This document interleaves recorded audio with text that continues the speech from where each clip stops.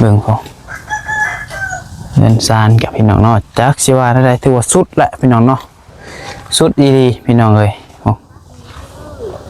โอ้ยพี่น้องเลยนี่ก็ผู้หลักผู้ใหญ่อีต้นน้องๆเพื่อนพี่น้องเนาะบอลอยู่บอลเศร้ากันมันก็เบิดจะมีแล้วพี่น้องเลยเนาะเพื่อนน้องสายฟ้าอยู่ว่ามีพาไปเที่ยวก็ดีกว่านี้พี่น้องเรากับบริเซ่บริยังอันเราเทียบใส่กับน้องภาษาผ้านี่คือว่าน้องๆนั่นบ่หมูที่เจ้าโดย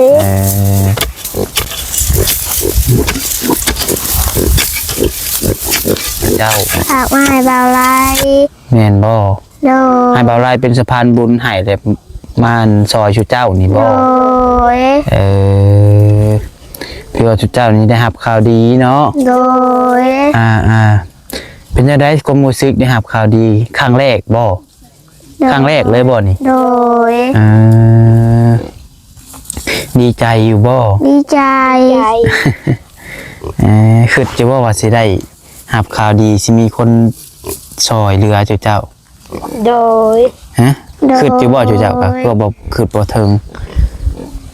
คือบ่ถึงคือบ่ถึงเลยโดย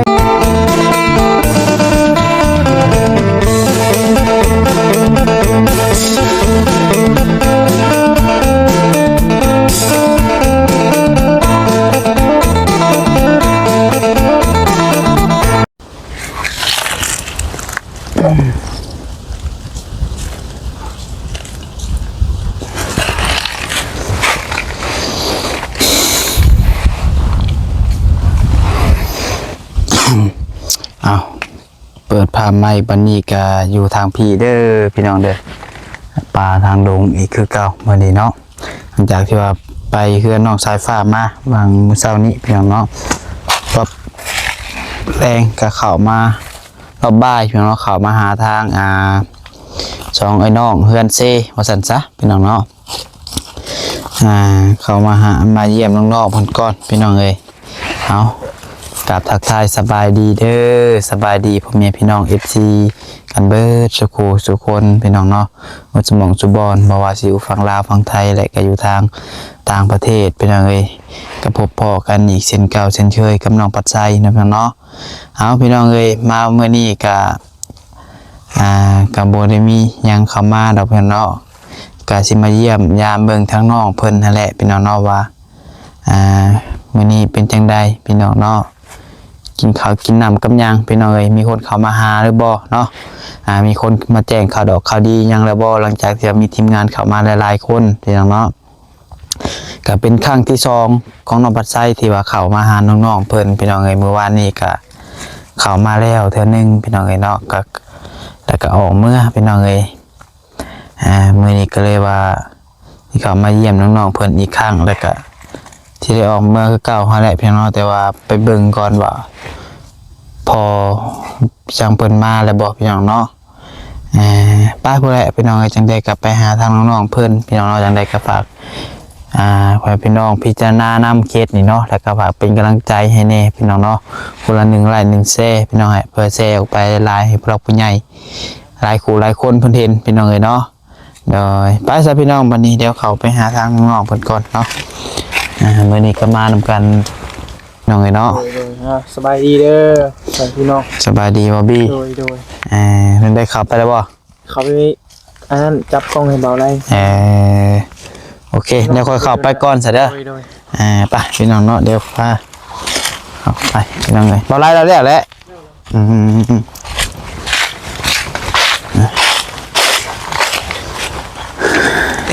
ฮ้อนพี่น้องมื้อนี้เนาะ2 มื้อมานี่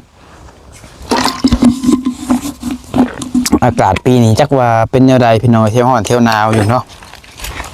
2-3 มื้อครับยังหนาวมามื้อนี้ฮ้อนอีกแล้วพี่น้องเนาะโอ้ยอากาศก็เปลี่ยนแปลงตลอดพี่น้องเนาะมีหยังแน่นอนคือเพิ่นว่าไอ้ดิพี่น้องเอ้ยฮ้อนโพดโพสิเบิดปีเดี๋ยวเพิ่นแห้งฮ้อนพี่น้องเนาะนี่ได้เด้บัดนี้เนาะสบายดีเด้อพี่น้องเด้อโดยเซินเซินกับผมก้อนฮาวาแดดกันเนาะแล้วบ่แล้วนะ โอ้น้องเพิ่นพาไปเบิ่งหม่องตักน้ำกินป้าเถอะเดี๋ยวดิ เป็นอะไร กินอยู่กินน้ำหนองนะ น้ำนองบ่ แม่น เอา ในหนองเลย โดยเวลามื้อนี้มี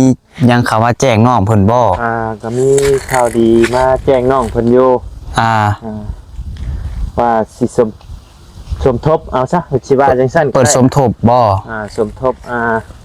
ก็ยังบ่ฮู้ว่าเฮ็ดหยังบ่เพิ่นแนวใด ทางบ่ไล่ว่าสิเอาเสาเนาะเอาเป็นเสาก่อน เสา หน่อย เสาเฮือนนี่ เสาเฮือนแหละ คือตอนนี้ทางอันเจ้าหามีงบเข้ามา มีงบเข้ามาอยู่3ล้าน เป็นเงิน3ล้านแต่ว่าสิเปิดสมทบ โดย ซื้อเสา โดนน้องเพิ่นนั่นแหละอยากให้น้องเพิ่นได้คันว่าบ่ได้อดีก็ให้พ่อเพิ่นหาตัดไม้กลมที่มันดีกว่าหั่นแน่หั่นนะ ไปเฮ็ดติ มาต่อเติมมาแล้วก็ทั้งบ่ไล่ว่าสิซื้อผ้ากระจาดให้นั่นนะคันบ่มีทางผู้ใหญ่ทางใดเข้ามาอีกหั่นนะ โดยคะแนนว่าเบิดคักเนาะบ่มีดีดอก นี่ก็โอ้ยินดีเด้อเนาะพี่น้อง โดย มาทางใดก็ตามพี่น้องเอ้ย แต่ว่าตอนนี้นี่3ล้านนี่บ่พออยู่แล้วเด้อบ่พอเลยเนาะ พี่น้องเอ้ย เฮือนเป็นหลังพี่น้องเอ้ย แม่น เฉพาะเฮือนใหม่นี่ก็ยันเบิดหลายล้าน บ่ เติ ได้ บ ว่าสิเฮ็ดเฮือนดอกเนาะภาษา เฮ็ดได้ซะ เถียงนานี่แหละเฮ็ดเถียงนาพอให้น้องเพิ่นอยู่แบบเถียงนา แต่ธรรมดานี่บ่ ธรรมดาอยู่ เออ ผักเศร้าแบบธรรมดานี่นะ ให้มันดีขึ้นกว่าเก่า แม่นให้มันดีขึ้นกว่าเก่า อืม แต่การงบก็สิบ่ได้บานปลายดอก โด ถ้าว่าย เราเฮ็ดแบบว่าพออยู่พอเช่านี่ก็อยู่ใน10ล้านนี่ก็น่าจะโอเคนะ 10ปีประมาณ10ล้านกีบ โดยประมาณ10ล้านปลายๆนี่ก็น่าจะไล่เนาะ โดยตัวประมาณ10,000-20,000 บาทเนาะ โดยเช่านี่ก็เฮาเอาซะประมาณจัก6ต้นเนาะ 6ต้นแหละสังกะสีเฮาก็บ่ได้เอาเป็นแผ่นทุซิ่งเฮาเอาเป็นสังกะสีเลย และพาเฮาก็เอาเป็นพาไม้กระจาดเอา โดยเอาคือว่าอันเสาอันน่ะเฮือนเพิ่นน่ะเด้ซะ ฮะ เฮือนเพิ่นน่ะจักอยู่ไสซะเนาะ เราว่าอยู่บ้านนี่ช่างไล่แต่รูปห้างเราว่ะ เอาไปต่อเติมตัวน่ะให้เราจกก็ดี เราว่า เราบ่ไปอยู่บ่ เมื่ออยู่พุ่นมันก็มีเจริญเฮือนหั่นเราว่ะมาอยู่นี่ก็ใครแน่แบบว่ามันมีหม่องเฮ็ดไร่เฮ็ดนาแน่เราว่ะ โอ้คันเมื่ออยากเมื่อปานใดติเอาง่ายๆกันเนาะโอเคซะเดี๋ยวสิเข้าไปถามเพิ่นก่อนซะเด้อ โดยสบายดีพี่น้องเนาะไปพี่น้องเอ้ยเดี๋ยวเข้าไปถามน้องเพิ่นนำกันกับอีกเทื่อนึงพี่น้องเนาะเพราะว่าทางบ่ไล่เพิ่นก็มีงบเข้ามาแล้วพี่น้องเนาะว่าข่าวดีว่าซั่นซะพี่น้องเนาะข่าวดีมาแจ้งน้องๆเพิ่นพี่น้องเอ้ยถือว่า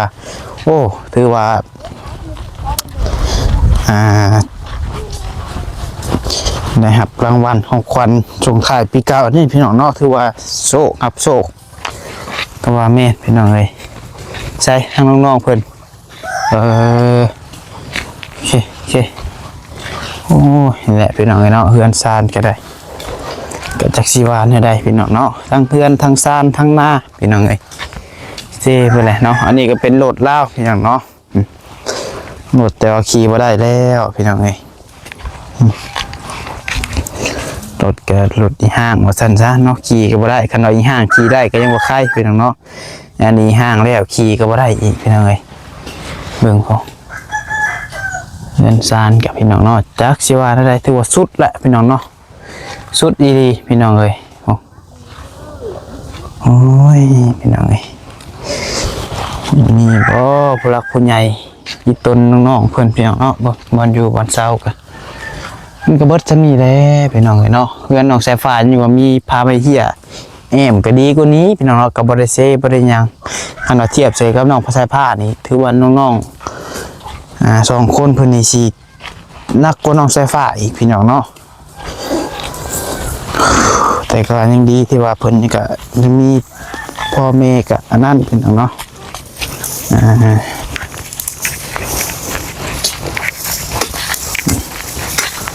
โอ้ยยังเนาะโอ้ยสบายดีนางพากันเห็ดยังกันน่ะซับงาซับงาไม่เห็นมันเป็นบ่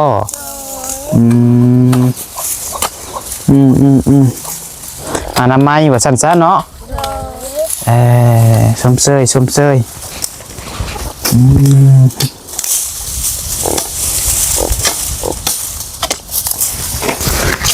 น้องเอ้ยน้องต้นนั่งอาชินิให้เจ้าเฮ้ยโทษเด้อเด้อ โดย โอเคข้างกินข้าวกินน้ำแล้วบ่นี่ โดย ได้ยังกินข้าวมื้อนี้ ตามป่า ของปลา โดย โอ้ยมีคนเข้ามาหาหรือบ่ฮะมีจะคนเข้ามาหามื้อนี้ มี จือบ่แต่คนแล้วซะ ฮากะมาข่าวมาผู้หนึง มีแต่เบาลายกินนี่บ่ โดย ยังมีคนเข้ามามื้อนี้เนาะไว้กันนะน้ำไม้ไว้หน่อยให้น้องๆเพิ่นน้ำไม้จักหน่อยเดี๋ยวจังสิขอคุยกับเพิ่นจักเล็กน้อยพี่น้องเนาะหมูชูเจ้าบ่นี่ โดย แยกหมูน้ำเนาะจักโตนี่นาง สอง หมู2 โต โดย นี่ใช้อีกตัวหนึ่งได้ซะ ปล่อย ตัวหนึ่งปล่อยตัวหนึ่งผูก โดย เสียอยู่แดดใช่ซะพวกเขาพี่ไว้มันแดดนะครับผม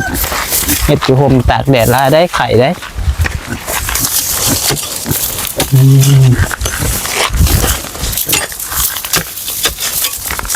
พอชื่อเจ้ามาแล้วบ่ โดยพอไปเที่ยงงา ไปเชียงยา โดย เพิ่นไปยังอ่ะนะ ไปลิน ไปดินเชียงยา โดย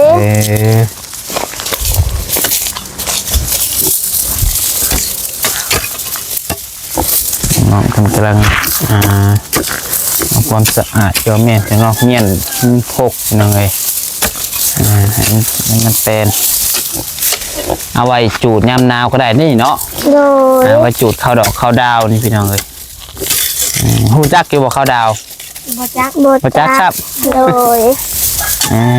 11 ปีเลยแล้วก็2026เข้ามาพี่น้องเลยเนาะ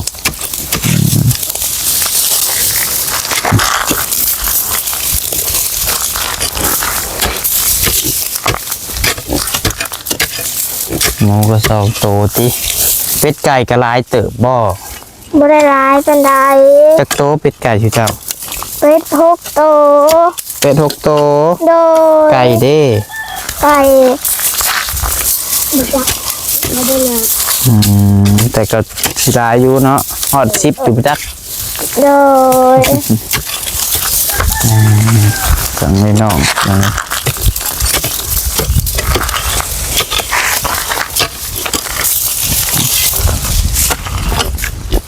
นั่นบ่หมูชื่อเจ้า โดย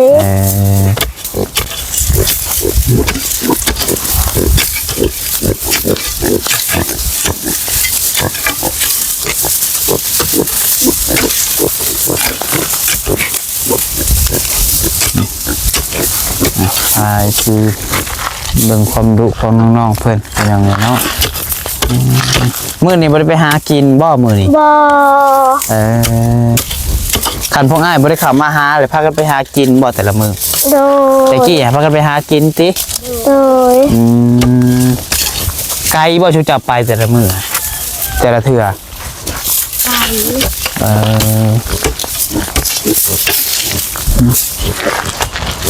ใช้บ่อนชูจับเบียร์นำกินซะนาง ผู้ ปลูกคือสิไกลพี่น้องเอ้ย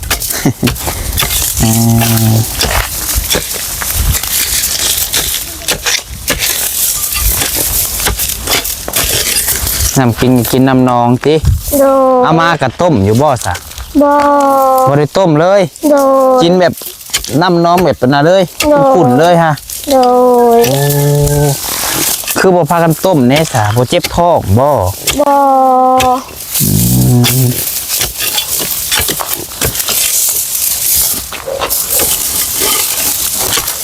เนาะนี่เนาะเฮ็ดเวียกเฮ็ดงานก่อน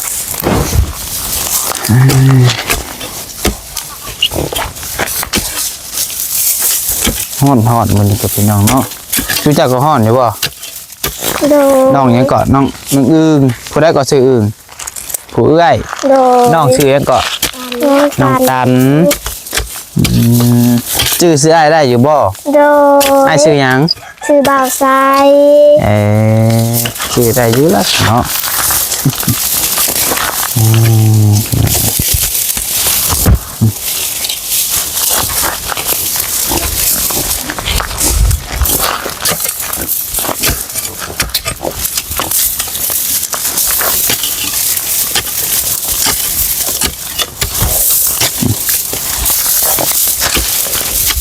เดี๋ยวเฮ็ดจังหน่อยขอเวลาแป๊บหนึ่งเด้อขอลมนำในอยหนึ่งเฮ็ดจังเฮ็ดเวียกต่อเด้อ โดย มานั่งพี่ก่อนก็ได้อะนั่งหนีบ่เพื่อใส่ปูห่มไม้ถูกปะไอ้บ่ โดย จะมีวันนั่งให้พี่น้องเนาะขอเวลานำน้องๆเพิ่นก่อนขอลมน้ำเพิ่นจักเล็กเนาะโอเค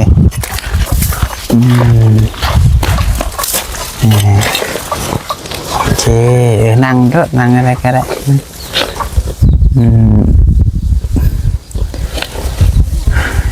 ที่นี่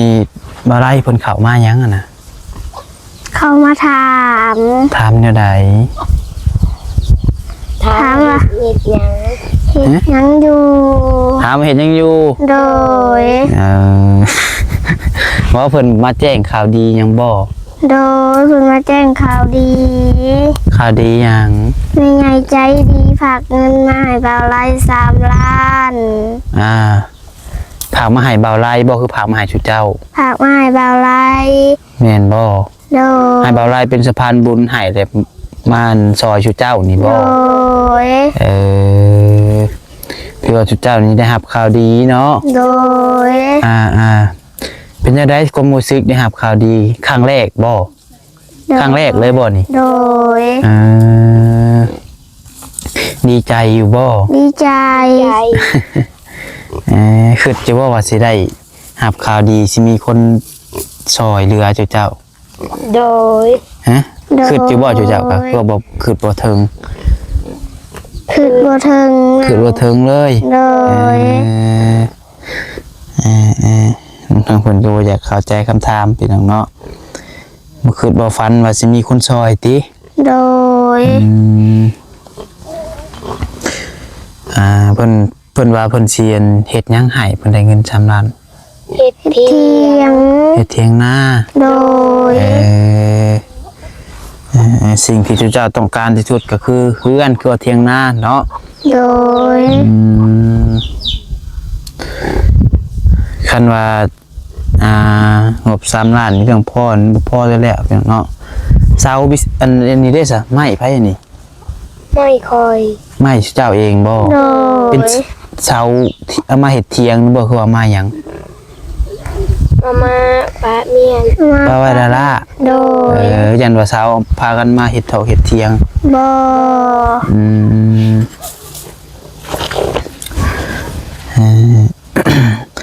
คะแนนว่ามีงบเฮ็ดเถียงหน้านี่ก็สิพากันเฮ็ดอยู่นี่บ่คือว่า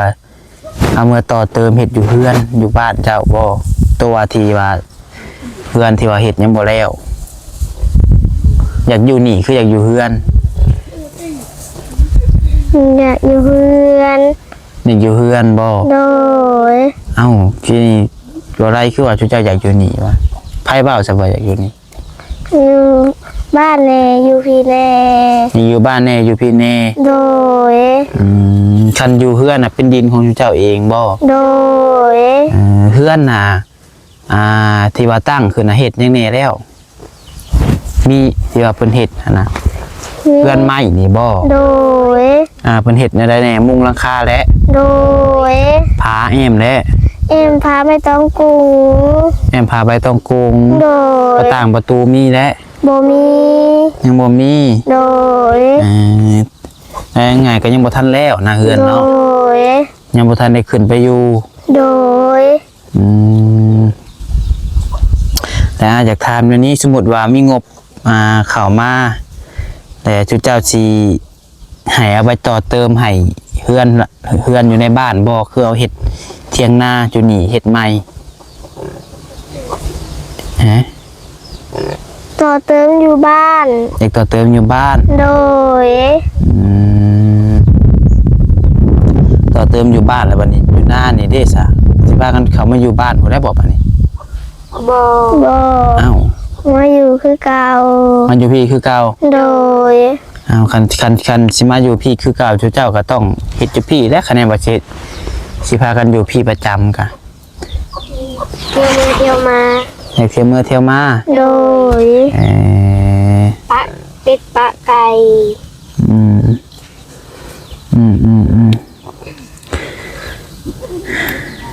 แต่ว่าเที่ยงคะแนนว่าชูเจ้าอันอยู่พี่ประจำนี่ก็ปลูกเทียงหน้าขึ้นใหม่ตั้งเสาเฮ็ดเป็นเทียงขึ้นใหม่เลย โดย เวลาอยู่พี่ประจำแต่ว่าอยากอันต่อเติมเพื่อนให้มันแล้วติ โดย เพื่อนกับร่างใหญ่เติบบ่สะโต สอง เพื่อน ห้อง ช่องห้อง โดย เป็นเพื่อนใหม่แต่ว่าเฮ็ดช่องห้อง โดย สูงเติบบ่ สูง